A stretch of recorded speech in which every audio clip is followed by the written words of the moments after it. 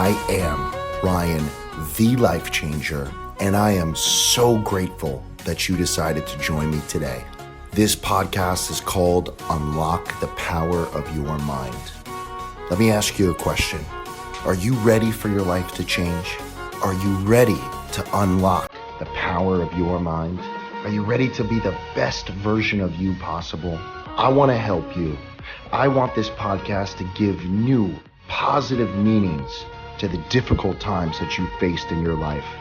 And I want to help you become the best version of you possible. This is your time. The change is happening for you now. I know you're ready. Let's help today to change your life.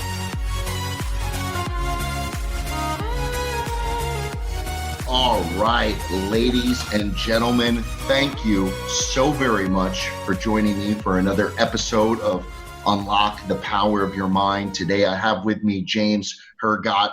He is a producer, writer, director, host of the multi-season, multi-episode fitness reality show entitled Radical Body Transformation. Been on for a number of years now. You catch it on Amazon Prime. He also just recently did the George St. Pierre documentary, and pretty much anything in the fitness and wellness industry, you name it, James has probably had his hand in it. So James, thank you so very much for your time today. How are you? Thanks, Ryan. I'm very excited to be on. One small correction, the George St. Pierre documentary I did a few years back. It's just relevant right now because he just announced his retirement yesterday. But yeah, I've done a number of projects within the health and fitness industry. Awesome. Well, you and I got connected. We were talking about the radical body transformation. I think that it's absolutely incredible so that the listeners can immediately get connected with what this program is, and it's on Amazon Prime. Share with the listeners a little bit, a quick little snippet on what that is, and then we'll dive into more about you. Yeah, so it's a transformation show, and pretty much we take people from all different backgrounds and we hook them up with some really good coaches, and then we document their journey. So we've got people that it's everything from they want to lose a lot of weight to people that are like skinny guys that want to add some muscle, to we have like really heartwarming stories of just like somebody that's overcoming a health or maybe a psychological issue like PTSD. And so it's just, I try to pick a variety of people and show transformations that are both internal and external.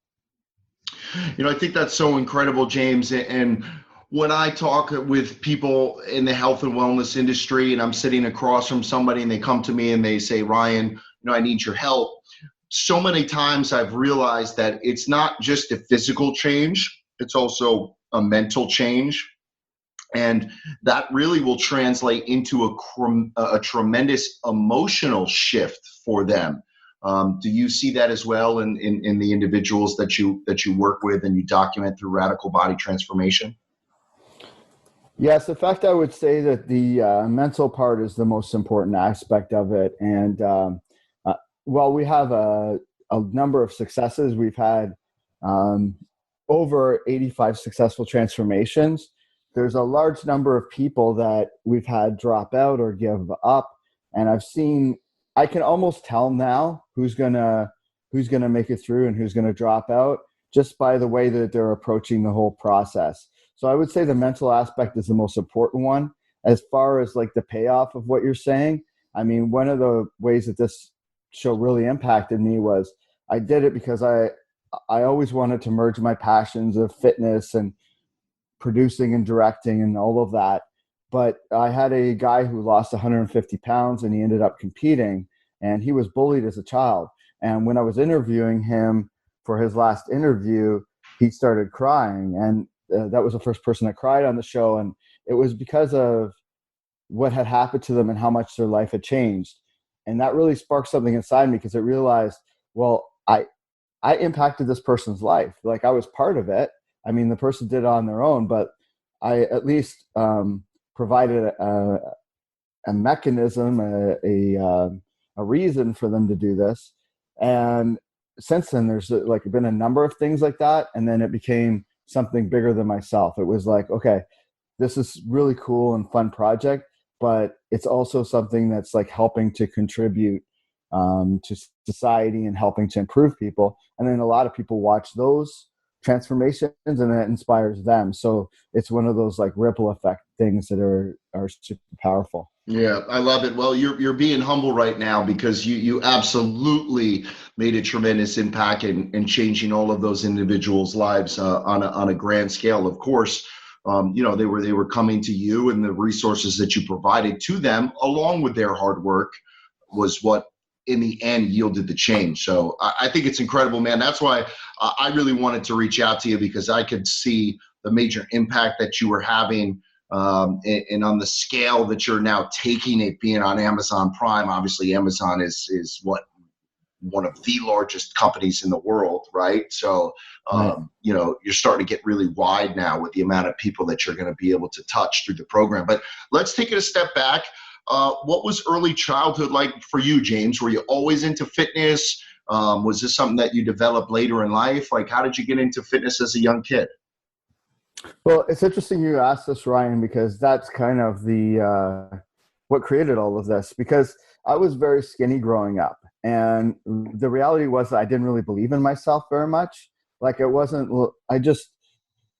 I thought that the reasons in life that I was in the position I was in, being skinny, my grades weren't very good. I wasn't very athletic. I thought, well, I'm just not very good at these things. And that's kind of the story that I told myself. Okay. So what happened was that when I was in high school, I went on a date with this girl, and she said that I was really skinny. And being a young adolescent, that impacted my psyche. So I decided I was going to go to the gym and start lifting weights. And I really like threw myself into it. So I learned as much as I could about diet, about training, and I just totally changed my lifestyle. And what happened was that within a year, and we're talking like when I was 16 years old. So I didn't use any drugs or hormones or anything like that. I mean, I had my natural hormones from being a teenager, but I was 119 pounds when I started working out. And within a year, I was 165 pounds. So I dramatically changed, and I was very muscular. And then the whole thing was that people's attitudes towards me changed. But more, it was something within my head. And I realized, oh, I'm not somebody just adrift at sea that's just like kind of being taken on this journey. I'm in control of my destiny. So then I had this light bulb moment where I'm like, what if I apply the same thing to my schoolwork? So I started working on my schoolwork, and then my grades went up. And then, like, I think when I graduated, I had the highest male mark of anybody in my graduating class. So then the sparks kind of just launched, because I was just like, you know what? It's like that Invictus poem, like I'm the master, the captain of my ship, the master of my destiny. I'm the one that's in control. And then from that point going forward, I saw a direct correlation between the effort I put in and what I believed in and what I could achieve. So powerful. Right. So once I had experienced that, there was kind of like no looking back. I realized, you know what, it kind of sucked to accept responsibility for where I was. But once I took control manually of those things, then I realized, okay, going forward, I'm in control of what happens in my destiny here. And that just had such a profound impact that, like I had dreams of like, I want to be a movie director and everything. And I ended up going to California. Like everything resulted from that, because now I had to believe, okay, it's not that I can't do it. It's that it's just whether I believe in myself and whether I put in the effort. And so when it came to doing the show, it became a personal thing of spreading that message. Gotcha. So let's take a step back, and I appreciate your vulnerability. I think that what you touched on there is so important, because you're 16 years old. 119 pounds, self-confidence is low. You're on the date with a girl, and we all know what it was like to be in high school and to have the crush and that dream date, that one that we just got so excited about, and then that emotion that you experienced at that time must have been pretty low, right? I mean, that's not a good feeling. You didn't feel good when she said that, right? No, but I think that overall, I wasn't that confident anyway. It's just that I thought, well, I might as well try. It was kind of more like a rock bottom of like, well, what can I hurt if I go and try? And I even remember, this is a funny story, but I remember the first time I went into the YMCA, which was the local gym, and the guy gave me a tour. And this guy actually said to me, he's like, it's not like everybody has different genetics. It's not like you have like Arnold Schwarzenegger genetics, so don't expect a lot. Like, this is what the trainer told me. So already, like, everything was reinforcing the fact that, oh, I was just skinny and this is just the way it is. So when I was able to drastically change that, I stopped listening to what other people said. And also another important thing is, think of this. I went from 119 pounds at basically the same height to 165 in a year. But that's like matter. Like, that's changing, like molding clay. I changed something physical. And I thought to myself, imagine what you can do with the mind if you apply that to the mind, right? Because this is just something we can see. That's a very hard thing to change, is actual matter. But what can I change with inside my mind? So it just kind of opened up Pandora's box of thought and of what was possible.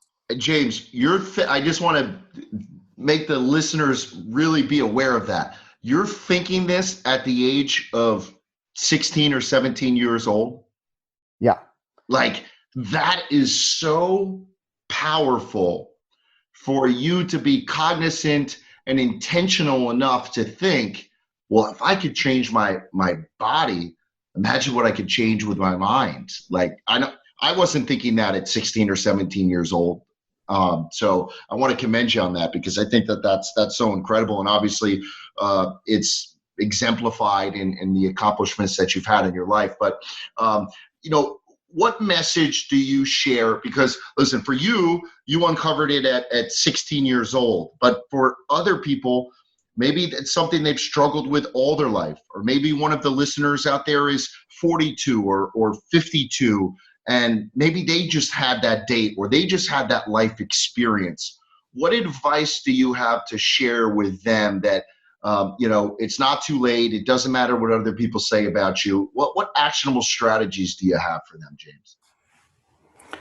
Yeah, well, first of all, when I have people coming on the show, like I said, I can almost tell how they're going to do by their attitude. And it's sort of a cliche, but it's that thing about, like, if you believe you can, you're right. If you don't believe it, you're right as well. Well, one thing that when I was 36 years old, I had a ulcer burst, and it was a total surprise because I was like really healthy, and I had just done some bodybuilding competitions and everything, and I delayed going to the hospital. I almost died. And when I was in that situation, they were like, "We have to rush you in for emergency surgery because you're all your fluids are mixing. You're going toxic or whatever it's called." And septic, right? So at the time, I thought to myself, "Oh my gosh, what happens if this is it? I'm 36 years old." But there was a calm that came over me, and the reason I had that calm was I had gone, and at that point in my life, I had already competed in bodybuilding. I had already done the George St. Pierre documentary. I ran a publicly traded Beverly Hills entertainment company. I had a movie that was in theaters. I had a TV show that had been on TV. And I was like, you know what? If this is my time, I've done everything that I set out to. And here's the way that I like to look at things. Okay. When you look at the end of your life, and I know people that are nurses that deal with people that are at the end of their life, they say one of the things that freaks people out the most is they've run out of time. Like, they're too ill to travel. They're too ill to go and do their accomplishments, and they're looking at death. Okay. And I think a lot of people are afraid to take action because they don't want to step outside their comfort zone. But I think the greater fear is if they're able to think ahead and think about what if they're 80, 90 years old and they're closing in on their deathbed and they look back at their life and they're like, what I wish I could have, or I wish I should have, and it's too late. Think of that fear, because that's really something. And when you look at it from that point of view, you really don't have a lot to lose. So a lot of people, I think, are risk adverse, but they've kind of fooling themselves into this Groundhog Day thing where they just every day goes into the next day, and they don't really think about that life is finite. And I think if you accept that your life is finite and that you have one chance to do things, then it opens up the possibility of this isn't a risk, and that you might as well go and do this. And if you don't do it, you're going to just regret it later on. So when somebody comes to me, and I have this all the time where they're like in their 20s and they're already obese, it's like, you have a long life ahead of you, and you're going to get diabetes, you're going to get maybe heart disease, these other issues. What you have to lose, like what you're afraid of, like going into the gym and people looking at you, you're afraid of failure. Like, but what is that fear compared to you run out of time and you're like, oh, I should have done this.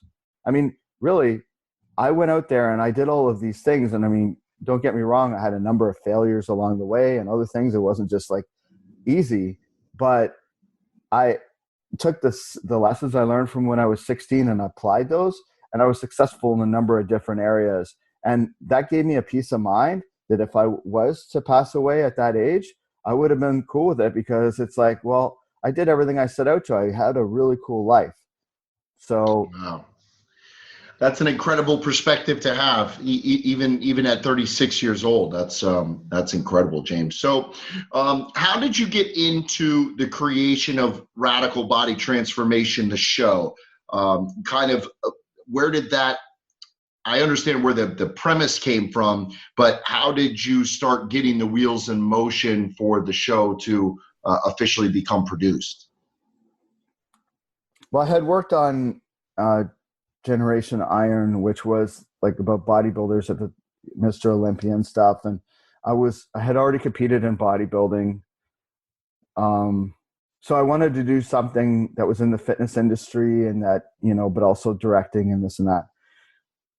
But I wanted to like show people transforming and kind of have a living and breathing before and after. So I wanted to take people and show the before, show the after, but show all the middle part of what that journey is and what the emotional aspect is and what the motivation is. But it took time to kind of take shape. And like I said, when I started having these emotional things happen and I started to see people really change and that impact. I mean, right now we have a Facebook group for the show, and this season is different than anything else in that social media has just risen to the level that there's people on a daily basis, multiple people that are in this season that are posting their progress and encouraging other people that are on the show. And there's all this like energy, and it just became like, I don't want to call it a movement because that's like a little too much, but it's kind of taken off on its own energy. But really, I just wanted to do something that showed the ability of people to transform themselves and what the emotional journey would be. And then it just kind of took on a life of its own. And I've just sort of tried to adjust with that and keep going with that. But this season will definitely be more intense because we just have so many incredible people and so many inspiring stories. So, and people open up to me. I mean, I've had people that they're on camera and they tell me things that they've never shared before. And it's just, it's kind of freeing for them. And a lot of them are maybe coming to the same understanding of what I came to at 16 and realizing, hey, I'm in control of my life. So I don't know. I don't want to use the word destiny, but maybe there was these things that were inside me from when I was younger, and it kind of had to like come out in a way, but I wasn't setting out to do that exactly. But now I know that's the message that I want to spread, and it makes me feel good. I know I'm contributing something by I doing love it, that. man. Yeah, you absolutely are. You touched on the middle part, and I love that your show highlights this or gives viewers and individuals access to it, because I think we live in a world today that is very extremist, right? It's either before or after, or in a lot of cases, I got to be honest with you, on social media, I think it's all a life of afters. It's all a life of, well, I'm on private jets and I'm on the beach with my bikini body and I'm driving my Rolls Royce. Like, it's all these afters, but it doesn't show you all of the hard work that it took the individuals to get there. So explain to the listeners a little bit. Maybe there's some listeners out there today that are like, you know what, James, I feel like I'm just stuck in the middle. What are some actionable strategies or advice that you have on how they can keep pushing to get through that middle part of their journey? It's interesting to say this, Ryan, because I've read a lot of books about like people that have been successful. And for me, the most important part of those books are always how they went from zero to like their first major successes. Because the other ones kind of come more easier in the sense that once you've made it, you have more, to work with. So I've always been fascinated in that aspect of the journey, is like, how did you initially do that? But I could tell you with the people on the show, a major crossing point is people fall off. They'll have like a binge eating situation, or they get sick and they can't go to the gym for a long time. And what they need to understand is, I know people that are top level bodybuilders and fitness people that have this happen, and it's part of it. It's kind of like, it's not, and what happens is they get discouraged and then they give up. And I think the key is what you do over time. So like, let's say you lose your mind trying to diet and trying to get into shape, and you just go on like a 2-day donut eating binge. Okay, well, after that's done, yes, that happened, but that's not going to destroy the whole thing, only if you let it mentally destroy it. So like, if you get back and the majority of your eating is healthy and the majority of the time you're working out consistently, having these bumps in the road is just part of the journey. And I don't know if people are looking for that excuse to jump out, or they just get discouraged by that. But that's the thing that I think people have to like forgive themselves for those things. I saw this thing about like professional ice skaters, and they say, like, let's say they're skating and they're doing a routine and they fall on the ice. What they teach them is, as soon as that happens, you don't think about that. You think about the rest of your routine. Because if you think about that fall, you may still be ahead on points, but you're going to fall again because you're so wrapped up in thinking about that. And what you have to do is not focus on that. Focus on the rest of your routine. It's just a discipline thing that's kind of hard to do. But I would say with people that even if you mess up, even if you fall off, just try and get back on track and give yourself some slack in terms of that, and realize that that's okay. There's all the time that I get sick, or I have a 4-year-old daughter and things happen with her and I can't get to the gym or this and that. But what keeps me in shape is the overall of what my lifestyle is. Yeah, for sure. You know what I tell, and I love that, forgiving yourself and allowing yourself to get back on track. What I tell people is, listen, if you want to lose 50 pounds and that's the end goal or that's the end vision, and you set the bar so ridiculously high that it's 50 pounds or bust, right? Like 50 and no other number will give me any satisfaction or make me feel good about myself until I get to 50, then guess what's going to happen? It's going to take you a while to get to 50. You're going to get frustrated, feel discouraged, feel less than. In the process of getting there, you're going to get frustrated and then quit. So set small, realistic goals for yourself where you can start to build some momentum. You can start feeling like you've made many accomplishments along your journey. And that's what gets you excited. That's what gets you feeling like, okay, I can do this. Or thinking about what you said about forgiving yourself on the way, kind of like, well, hey, listen, I know my ultimate goal was 50. I hit 20, then I had a little slip up. But guess what? I still down 15, so I'm still a significant amount of my way to 50. Does that make sense, James?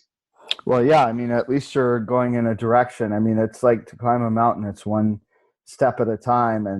And like even myself, like I think what I do, like I always write notes on what I need to do. And sometimes it's silly things. Like it'll be big things like, oh, I have an interview with Ryan today. But it might be like have a shower, this and that. Like I break down so that whenever I have like any downtime, it's like I look at my list, my to-do list. But by focusing on those like little things over time, that's what really adds up, right? So it's like the same way as like smoking one cigarette is not going to mess you up. It's that over time doing things. It's the same thing with health and achieving something. It's what you do over time and the little patterns and habits that you adopt. That's going to be what kind of makes a difference. Yeah, love it, love it. So true. So talk to me about radical body transformation. Maybe I know you said this season 2019 is super excited. With a bigger vision for these future seasons, what is it that you see? What would be the next level that you would love to take this to? Right now, I'm still casting, but most of the spots are kind of full. But I'm still casting for season 3. If anybody wants to contact me, what I'm doing that I think what my goal is there's a lot. I've really encouraged people to film the journey on their own as well. And then what I'm going to do is incorporate a lot of that footage into it. So I really have learned from the process of this that I really want to get into that middle part again, like what we're saying, and like showing this journey along the way. So I think the access to people having phones and social media and doing all these things, probably have 4 or 5 cast members at least that have like YouTube blogs or other kinds of blogs where they're blogging about their journey on this, and that's really going to help. I'm trying to turn it into more of a living and breathing thing so that when I have the finished edit, it'll be like more of an experience that you're going on with these people so you can really get into it. So I think the editing and the filming process will be much different going forward. And I think social media has really helped that because now you have everybody can like start a YouTube channel. And it's very interesting as people give their thoughts because people are filming from day one. And I've got these interesting people that are doing that. And then I can tie that in and then show over time and that morphing as, this is how they feel now, like a year or so later after this journey and, from where they started. So I think really getting into the storyline and the people and breaking it down, I think that's going to be the interesting part of this. Awesome. Yeah, kind of give you the 360-degree view as they walk throughout this process for a year. So I didn't know that you were still accepting candidates for any of the listeners, James, that may feel like that they would be a good candidate or would love to participate along in this transformational journey. How can they reach out to you to possibly get selected as a cast member? They can email me at James Hergott, HERGOTT @gmail.com or jameshergott.com. Or if you look up Radical Body Transformation on Facebook, there's an amazing community there. And there's just, like I said, there's people like posting all kinds of stuff. So it's super cool. And the reason, like, I basically did cast it, but the problem is, like I said, there's a number of people that drop out, and it usually happens within the first month or two. I would say that most of our people that they give up are within that time frame, and so then we have to fill those spots, which is what we have to do now. And I allocate for that. I know that that's going to happen. It's a sad aspect, but it's part of the process of it. And I think it's a good thing to do. I mean, of course, I'm impartial because it's my project. But our coaches this year, they're just incredible. Like they stay in touch with people on a daily basis. They have apps where they track what the food is that people are taking. They give people a lot of leeway. Like they're more this year, it depends. They have levels. Like if somebody's really extreme and sticks to a really tight diet, they can do that. But they'll do also diets where it's like, okay, we'll kind of just work with you and cut things out and kind of slowly ease your way into it. So I'm really proud of like the coaching that we have. And then the other aspect of it, like I worked out for years. Like I told you my journey when I was 16. But then after that, I worked out and my gains kind of like maintained at a certain point. And then I decided kind of on a lark to do a bodybuilding contest. And let me tell you, when I had that set goal where I knew I was going to be on stage wearing next to nothing, my workout suddenly changed. Things change a little bit there for sure. Yeah. It's like the difference between if you're hitting a bag and you're like just going to the gym screwing around, and if you know you have a boxing fight coming up in 6 months. Like Sure. it's hard to recreate that kind of fear and motivation. So I got a coach that got me a diet, that got me training, and I could tell you the intensity in the gym, as much as I wanted to fool myself that I was training intense, it just increased. The amount of my focus increased, and the results showed it. Like I looked way different by the time I had competed, and that showed me something. So I think that unfortunately I'll have people and they write me about the show and they're like, you know what, maybe I'm not going to do the show. I'll just do this on my own. And I kind of feel bad because like I know they're just going to get in this rut, because they're not going to be accountable to anybody. They're not going to really push themselves by having a show and knowing, hey, in 6 months, 8 months, a year from now, this guy's going to film me and I want to show myself looking good. And I also have these coaches that I'm accountable to. It changes the dynamic and it lights a fire under people. And the thing is that it doesn't have to be ongoing with that. If they do the show and they follow that, once they do that, they're going to have developed habits. They're going to have learned things, and then they can adopt that and go forward in life with that. But I think it's really important to have that specific goal, because I think if people just kind of have a general, I read a book on success one time that said, don't have any fuzzy goals, like have specific goals. And I think if you just have these fuzzy goals of I'm going to go to the gym a little bit, I'm going to do this or that, you're just going to get mediocre results. It's like treading water compared to like, I want to go to this specific island. And even if it's the wrong island, at least you're heading in a direction. And so I think that the show will really help people get serious about things. So when I hear people talk themselves out of it and they say, oh, you know what, I think I'm just going to follow my own thing, I'm skeptical of that. I mean, Yeah, of course. I don't care who you are. Everybody is better when they have somebody to be accountable to, whether it's Michael Jordan, LeBron James, Ryan, no matter who you are, anybody is going to be better when they know that they have somebody to hold them accountable to. I say this, right?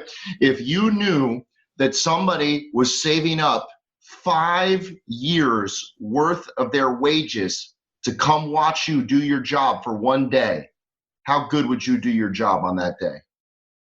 yeah, it's a very good point. Yeah, that's a more concise way of saying what I was trying to say. But yes. Yeah, no. Listen, it's I'm with you 100% because I know what it's like to be working in the health and wellness industry and spend so much time with somebody. You and I know the benefits of either being a part of radical body transformation or being the part of a personal training program or having an accountability partner or whatever the case may be, and then see those people say, I think I can do it on my own.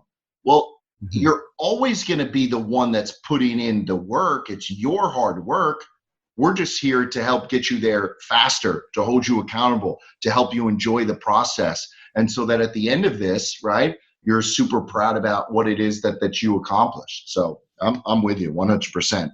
One last word of advice or wisdom, motivation, encouragement that you would share, James, to somebody that's maybe kind of on that edge, but more so from a lack of belief in themselves, right? They come to you, they say, James, I want to do this. I know that I need the help. It's time to make the change. I don't know if I believe in myself enough to do it. What do you say to that listener? I had a girl on my show named Trina in season 1. She has 4 children. She has a full-time job in finance, and she ended up a couple weeks before her show. She wanted to compete. She fell on a treadmill and she broke her shoulder. And she didn't say anything to anybody. She went and she competed. And I'm interviewing her, and she looks amazing. And she says to me, "The reason I didn't win today is I just didn't try enough. There was days that, you know what, I could have been tighter on my diet. I could have done this. I could have done that. And I didn't do it."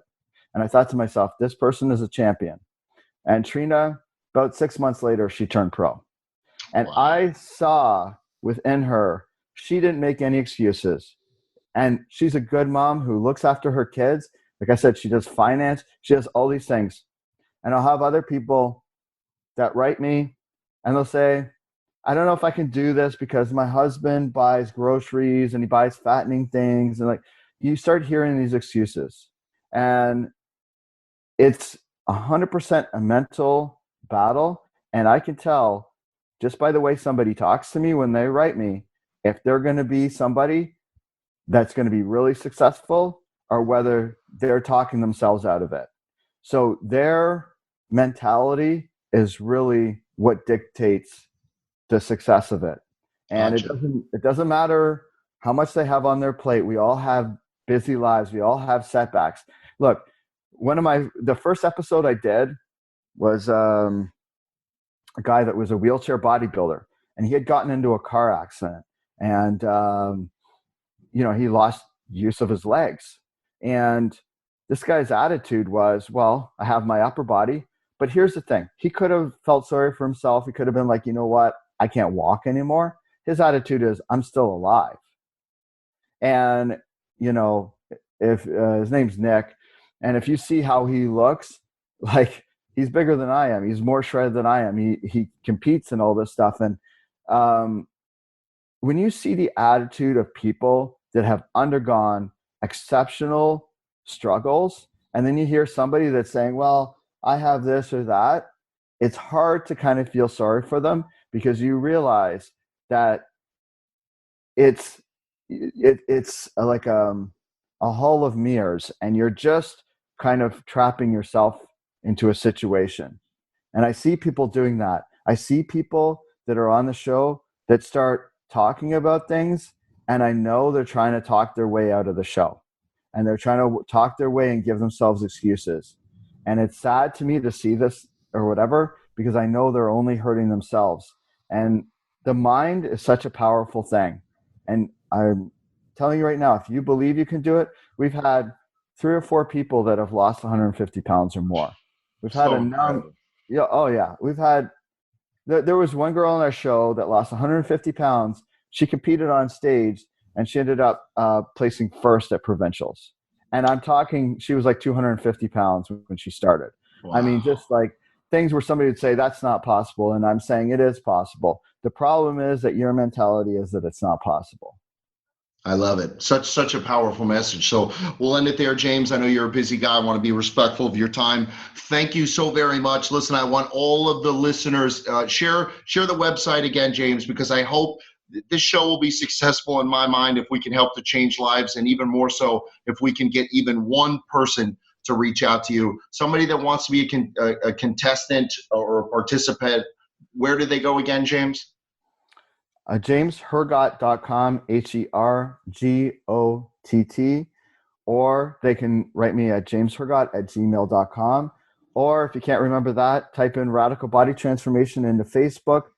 Check out the Facebook page. You can write me through that. I control that page, and you can see in real time on a daily basis all these cool people writing about their progress. And I mean, like, we have a guy on the show already who he lost most of this weight before he even got on the show, but he lost 80 pounds, but he calls himself the fat golfer guy. And he's got a YouTube channel, and he's this really overweight guy that's golfing, and he wanted to get into shape, and he started lifting weights, and he's He's doing video blogs about it. And just we got like a number of stories like that people are just posting on there. So I think it'll just kind of motivate people if they see that. Love it. Love it. Radical body transformation. Ladies and gentlemen, we want to change your life. I hope that the information, the advice and the strategies and the mindset that James has shared with you today helps to change your life. James, thank you so very much.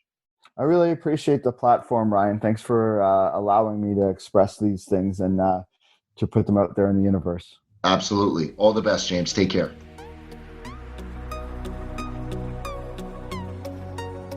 Ladies and gentlemen, I just want to say from the bottom of my heart, thank you so much for taking the time to listen to this podcast today. My prayer is that it has helped to change your life, to make a positive impact in your life. And I just want to let you know that every single day, the first goal that I write down is I have changed 1 million lives.